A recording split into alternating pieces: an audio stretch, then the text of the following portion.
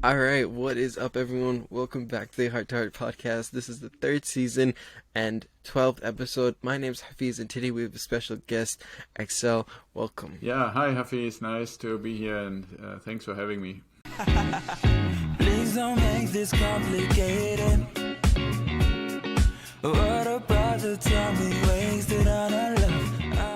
All right, we're going to jump straight into the gaming aspect of it. For those of you who don't know how it works, we ask each other three lighthearted questions, and we have to incorporate three random words into our answers of those questions. Are you ready to get started? Yeah, I'm good. Yeah.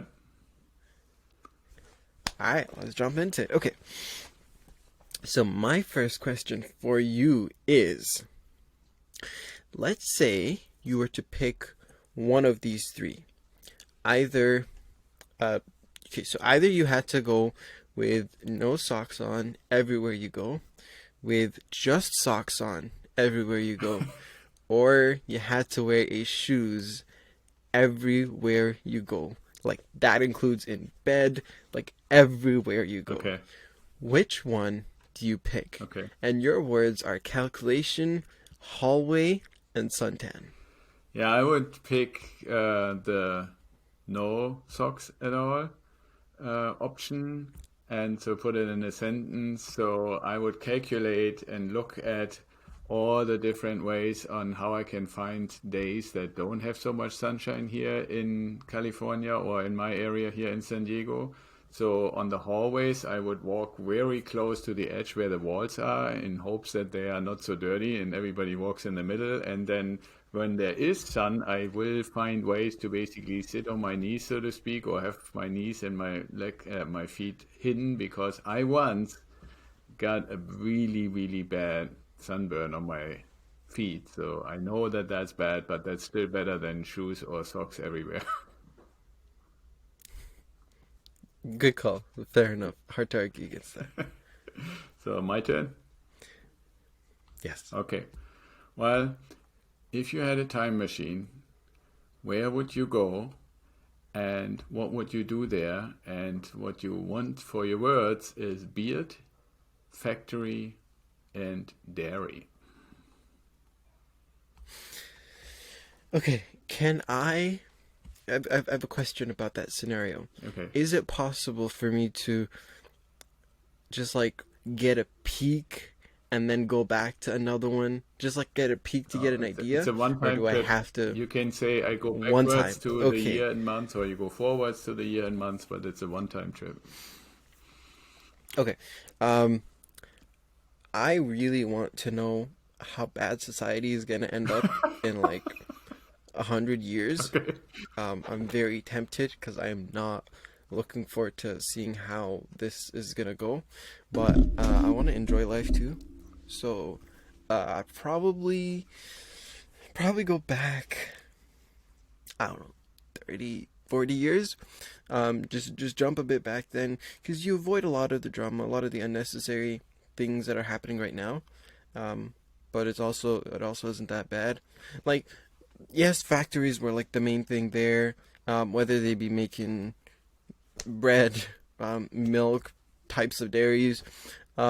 Yes, those were the main things there in terms of your general, I don't know, stuff. There's a lot of farms and stuff. But I think it'd be cool to see how life was before social media completely took over. Yeah. And like I said, why I'm not going to be going forward, because it's freaking messed up.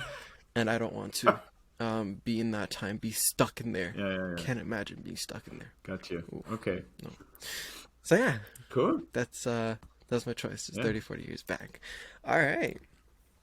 So my next question for you is, let's say you had to pick one type of headphone. Okay, so either the overhead headphones, or the wireless, like AirPods type, Yeah. or the wired earphones. Which one would you pick? And your words are aid, minor, and bank. All right. Yeah. So I would actually pick the ones that basically plug in, but you have like the little earphones with the wires and not wireless. And the main reason is that I have found oftentimes that the ones that are wireless, they run out of juice pretty quickly. And so what I found, especially in the last like 2 years, is anytime you need any aid, any help, any support, right? Like, for example, if you want to find out how to mine for crypto or stuff like that, right? You want to be a crypto miner. You need any kind of support, or you want to go to the bank, or you go to the hairdresser and stuff. Everywhere you have to wait. And the one thing I hate is that you run out of juice with your little wireless things. So that's why I like the ones with the wires a little better. Nice. Nice. Uh, I still prefer the wireless ones, but great answer. Yeah, if the lines were shorter, I would go with the wireless too. Fair enough. It's literally everywhere I That's go, I have to wait, and I'd rather have something that I can do, listen to an audiobook or music or whatever. Exactly. Something to keep you occupied. Yeah, Yeah, that's yeah. completely fair. Yeah. All right. Okay, so then my next question is, if you had a choice, who would you want to meet in person, regardless whether alive or not alive anymore? And the three words are empire, captivate, and seal.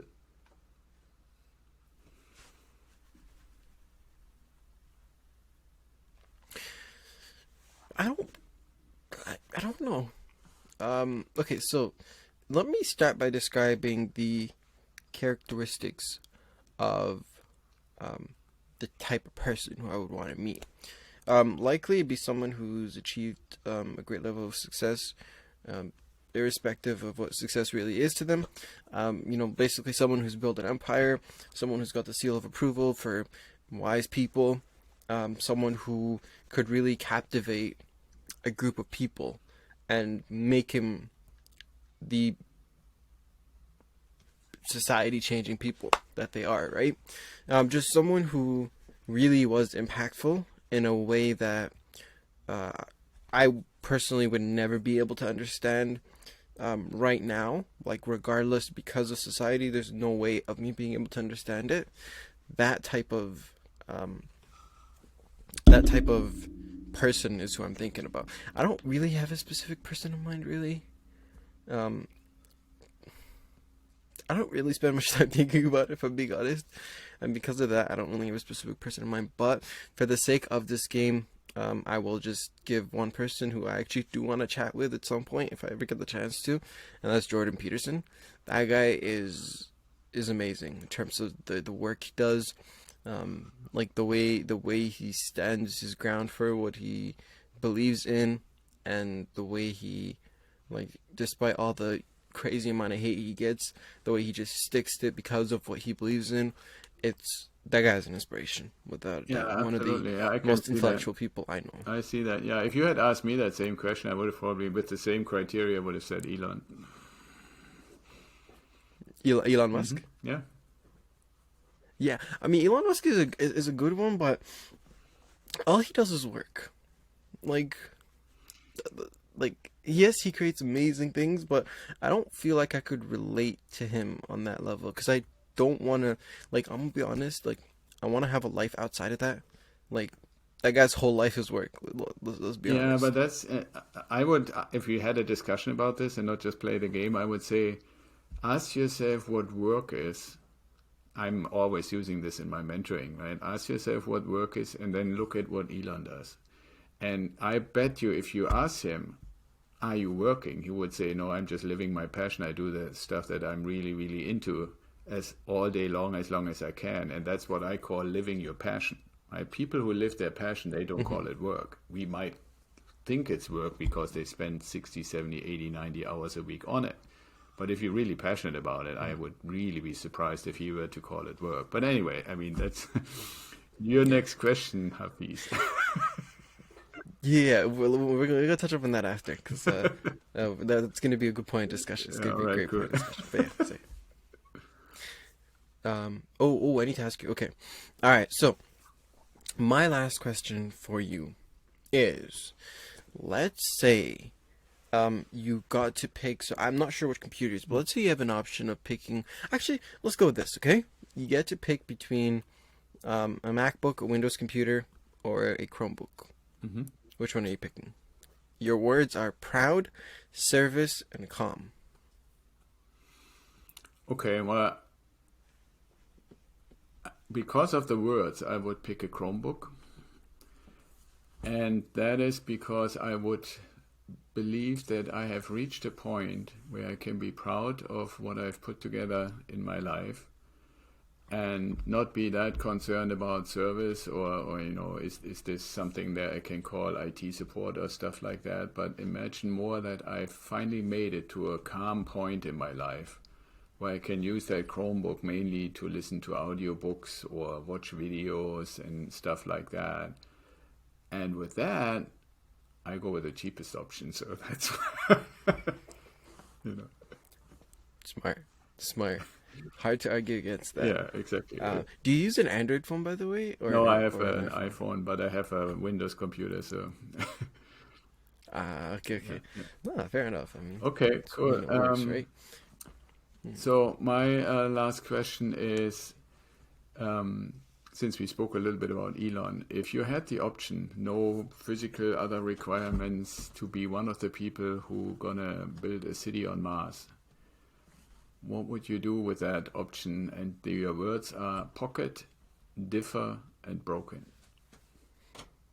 What a question. I just gotta say. You asked for questions.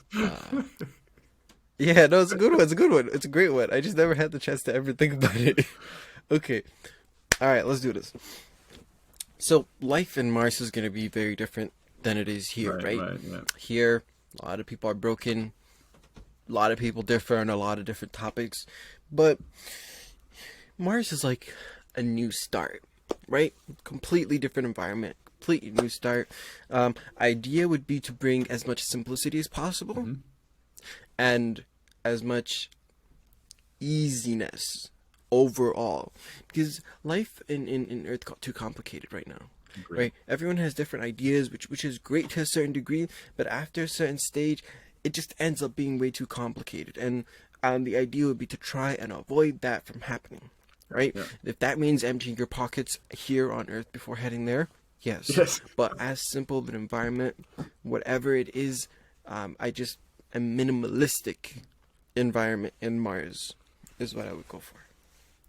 All right, cool. Yeah, that's definitely differing than what it is here right now, for sure. Yeah, definitely. Cool. All right, awesome. Okay, so that will be the end of the gaming session. Yeah, I like that. That's Now is a actually great. a little different, but actually cool. Yeah, I really like it. Thank you. I'm glad to hear that. Okay, so I wanted to. Okay, we'll come up to the discussion that we had before later, towards the end if there's time. Okay. Why don't you tell me a little bit about what you do right now, or what is something that you're proud to? Yeah, tell me. Right. Yeah. So I mean, I started basically the business of investing in real estate for myself and for my family because, like we kind of touched on before, my point was when I started my first company that I knew I didn't want to work till the end of my life. I wanted to get to a point where the results of the work can basically pay for my life. And I looked around, and at the time I found for myself that residential real estate investing would be the best way to go. Now you have to keep in mind that was right around 2000 where the stock market crashed and all kinds of stuff. So I looked for an alternative to stocks because that's what everybody did and everybody got hurt. So I got into this, and then a while ago, while I was over time telling people, okay, just normal conversation. You have a beer, you have a glass of wine, or you go at a party and stuff. And people say, hey, what have you been doing? What's new with you and stuff? And I told oftentimes about the different real estate deals that I had been doing. And people kept saying, wow, that I have never heard about this. Or is this just for you? Is this special? And so forth and so forth. And kept encouraging me to put something together that can benefit people who would like to have the same results but don't necessarily know how to get there. And so that's how I started Ideal Wealth Grower.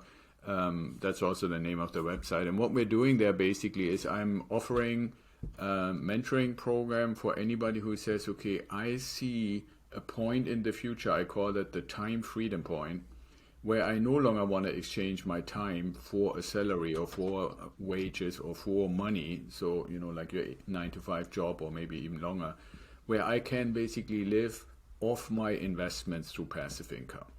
And that's not an overnight thing. That typically takes a number of years depending on where you start, but it takes a while to get there. But then on the other hand, I'm basically finding now that I've done it for a number of years that each case is a little different. And my joy and what I'm proud about, to answer your question for what you asked initially, is that I've gotten through the question, through the scenarios of people presenting to me what their situation is, and them having the same goal like me, really learning more and more and more, because I'm always then digging in and say, okay, well, what can I find out? How does this fit into the bigger picture?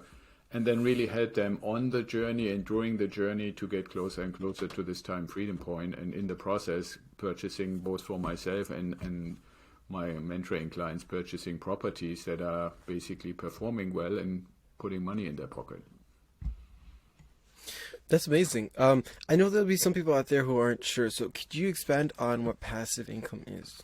Right, yeah. So the easiest way I can probably explain it is, let's say you go on Zillow or some of these real estate websites, and you say, okay, well, I want to find an investment property. And what would be a good passive income investment property would be one, let's say you find a property for $130,000 somewhere in the country, and you can do some research and you find out that property pays anywhere between $1,200, $1,300, maybe a little bit more than $1,300 of rent. So what I'm always saying, or used to say, 3-bedroom, 2-bath house is a nice thing. Nowadays, I'm actually recommending 4-bedroom, 2-bath, because so many more people now work from home, and to have a designated room that you can say, this is my office and the rest is basically our living area. That's, to use the extra bedroom.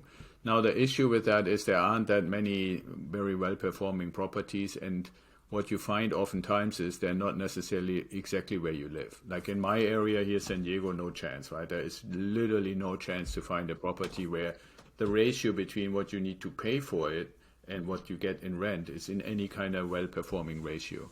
So that means you have to go somewhere else, like, for example, Alabama, Florida, Ohio, Illinois, places like that.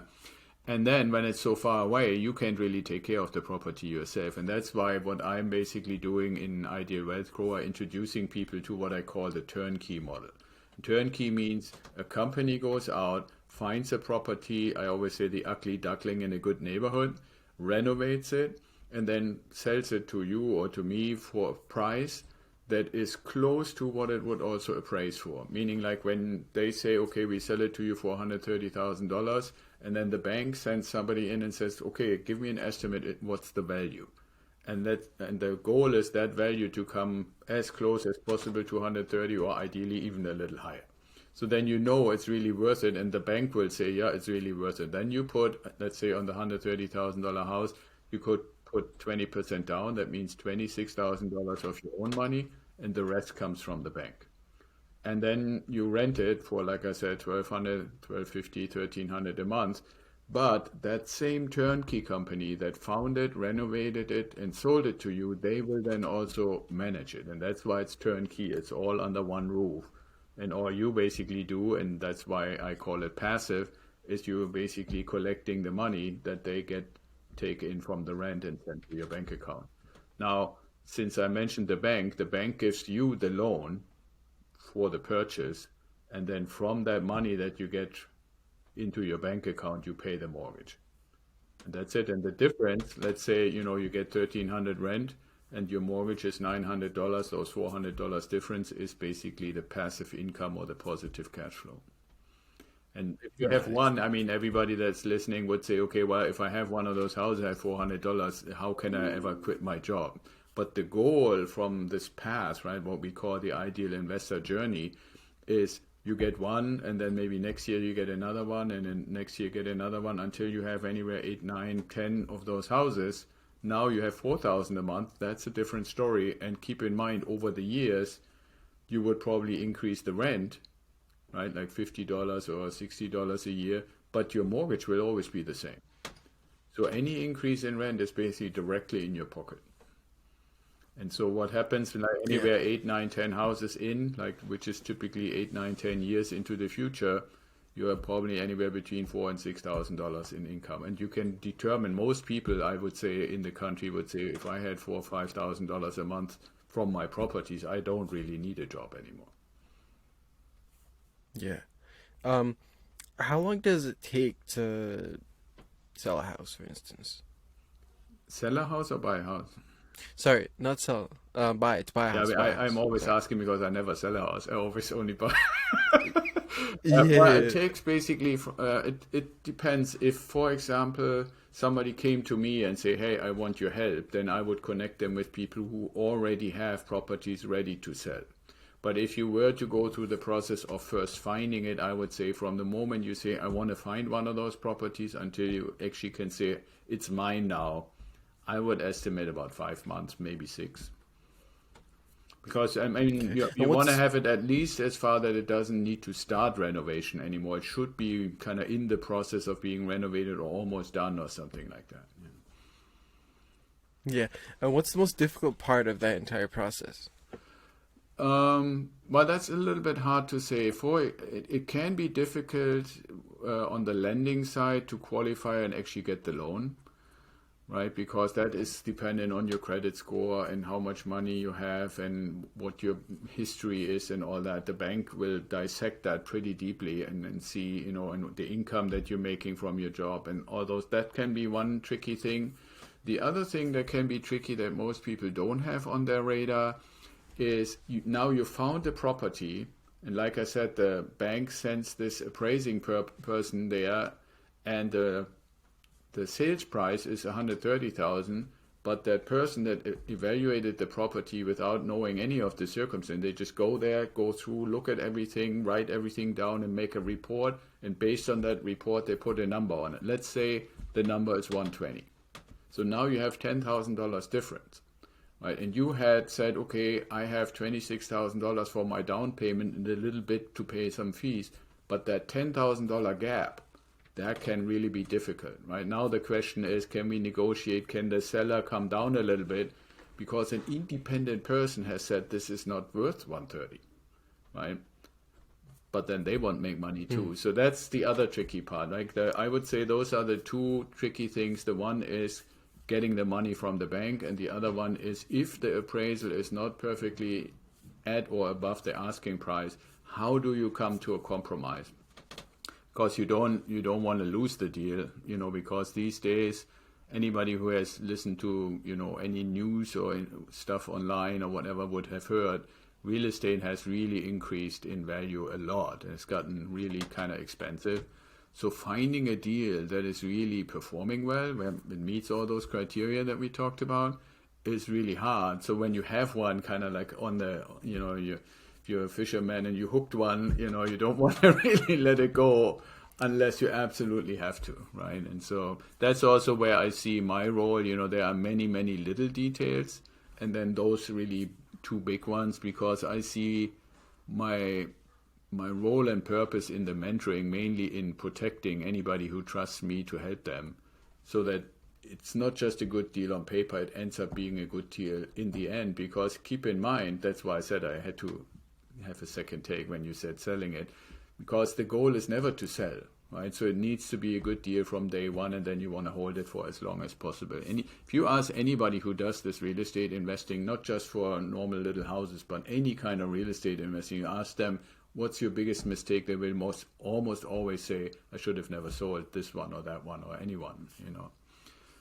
Especially when you live through times like right now where the government gives you 7 or 10% inflation, right? That means just automatically you don't even do anything, and that thing is just increasing in value just because of that, right? And so, I mean, where do you get that? Right? You do nothing, you just sit on your butt and you make 7 to 10% value increase. And Yeah. there's actually a little thing that I always find fascinating that people forget. So let's take our little deal, right, where we said, okay, everything worked out perfectly, you put 26,000 in. Let's just say, just for sake of argument, the value increases by 10% because that's easy to calculate, right? So it's 130 when you buy it. 1 year later, it increased 10%, so now it's $13,000 more, or 143,000 total. But those 13,000 is 100% yours. So think about that. You put 26 in and it increased by 13,000. That's 50% on your own money. Yeah. Because the funny deal is in this kind of investing, you put 20%, the bank puts 80%, but if it gains in value, you get 100% of that gain. And that's the thing, when people say, well, isn't stock market investing much better? The problem is in a stock, if it were a stock for 130,000, you have to put the whole 130 in. And then all you make is the 10%. But if it's a house, you only put 26 in and still keep all the 13. So you tell me what's a better deal. Yeah, that was definitely a better deal. It was something that you brought up earlier that I want to ask. So you suggested that it's better, the ideal environment would be to buy I forgot the terminology, but like a house that's not very good in a good neighborhood. Why that over, let's say, another environment where it's like a really good house, but maybe not the best neighborhood?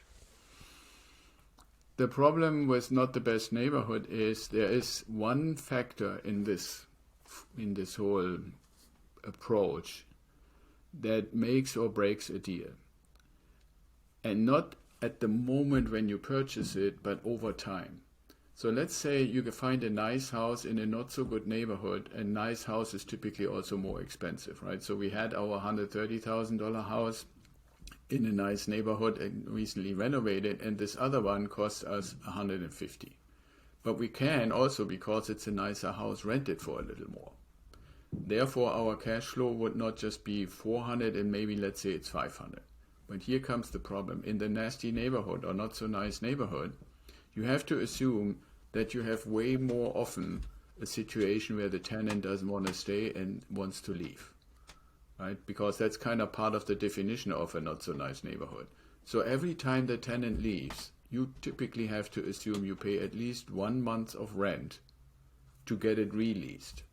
Right? So if the rent is higher, like 1,500, and you have 500, so you're losing 3 months of rent. Now, depending on how often that happens, that's also 3 months of cash flow. Right? Now, the other part about it is in the not so nice neighborhoods, it's harder to get tenants who really look after your property as if it were their own. It's much more likely that they say, hey, I pay this Hafiz guy a ton of money, I can live here however I want to, and if I want to get angry and knock a hole in the wall, then I pay him $1,500 a month, he better deal with it. Right? But then when somebody like that moves out, you have potentially thousands of dollars to fix it all up again so that you can actually say, here's a nice property that I want to rent again. Now take that same scenario in a maybe nicer neighborhood, but the house is maybe not quite as nice and therefore doesn't bring in that much rent. You put in a nice tenant who looks after it properly and is in there for 3 years. You're saving yourself over time. Every time in the other house the place would be damaged and needs to be repaired, and every time a tenant moves out and a new one moves in, and you need to pay the manager to handle all of that. So that's why in the long run, if you look about 3, 5, 8 years, 10 years time period, having a nicer neighborhood is in the end more valuable than having a nicer house in a not so nice neighborhood. Makes sense. All right. I have a couple more questions about this, but I actually want to shift the topic real quick onto another subject. So, my question for you right now is, what advice would you have someone, so it could be in general, doesn't necessarily have to be for this, but what advice do you have someone in their 20s? So they're in their 20s, coming up. What advice do you have for them? If they're still single in their 20s, I would say try to live like, there's a nice book, by the way, by the same title, like the richest man in Babylon. The richest man in Babylon, if you say what made him the richest man in Babylon, was that he put a certain amount of every penny that came in aside at the moment when it came in. And so somebody in their 20s, not yet related to anybody, family started, hooked up with someone, put 15% of every penny that comes in into a savings account. I call that the accumulation account, with the goal to get back to our example, to get as quickly as possible to your first 26,000 and buy your first property. Right now, while you're accumulating, depending on what your income and 15% could be a couple $100, could be $400, could be $300, could be $100. While you're doing that, as you know, anybody knows right now, a bank savings account doesn't pay you anything. So if you came to me, I would show you how you can actually already start investing a little bit in real estate with $50 at a time. So even if your 15% were only $50, I can show you how you can already get 7 or 8% return on that. And you keep accumulating, keep accumulating, keep accumulating until you get to overall 26,000, and then you can buy your first property. Right? So that's what I would say. Now, if you're already together with somebody, right? If you're starting your family or have like started at least a partnership, then you might want to reduce that to 10% because 15% is a little bit of a burden. But when you buy yourself, you don't typically have that much cost. If you're with somebody, take the other 5% and treat your girl or your boy nice with those 5%. But still, the most important thing is not only the number, 10 or 15%. The really, really, really important thing is to do it right when the money comes in. Because most people live their life by saying, okay, I take the money, I have to pay my bills and stuff like that, and then I hope that 5, 10, 15% is left over at the end of the month. And that never works. What does work is people can get used to working and living with 90% or 85% of what they really bring in. If that's all you have available, you deal with it.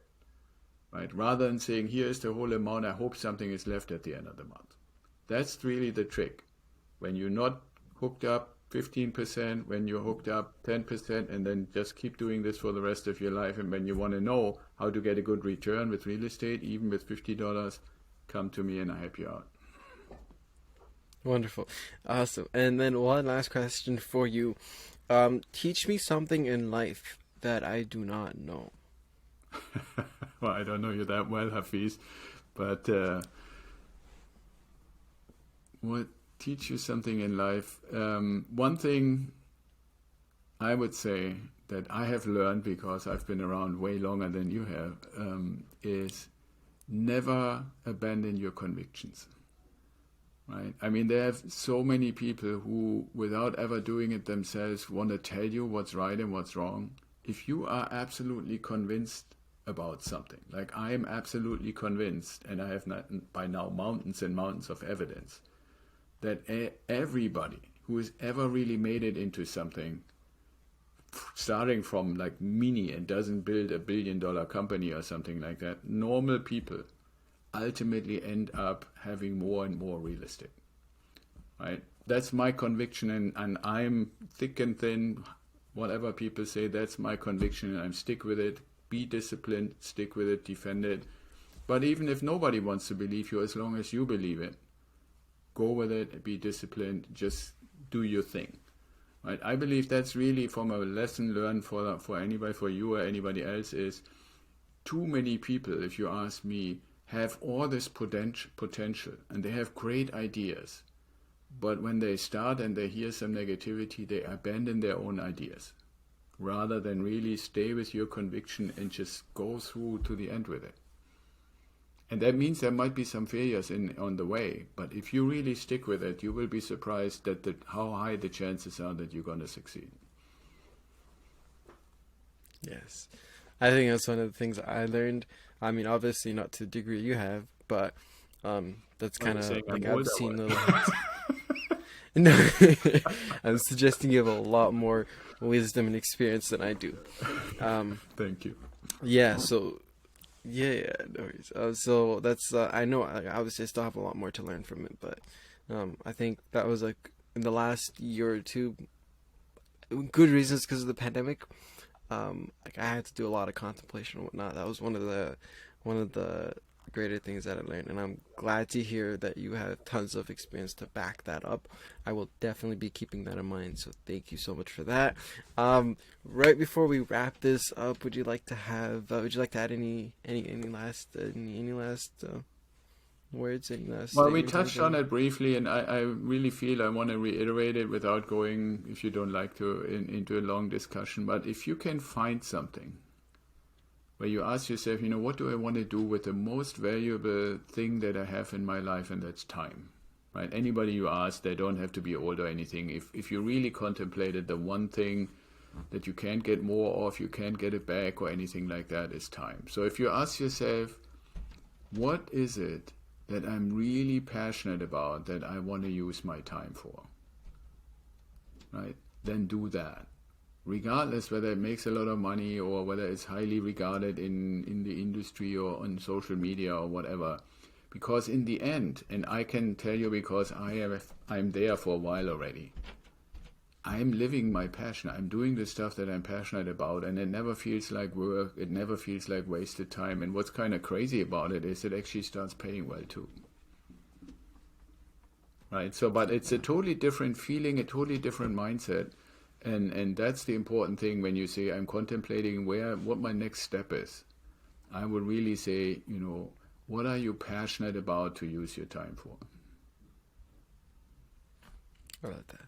That's a brilliant way to end this. Thank you so much, Axel, for hopping on and for all your wisdom. I really appreciate that. Definitely going to be dropping a link to the website in the description down below. Make sure to go check them out, everyone. And yeah, thank you so much for hopping on. Appreciate it. And we will call it off here. So take care, everyone. Yeah, thanks, Bye. Hafiz.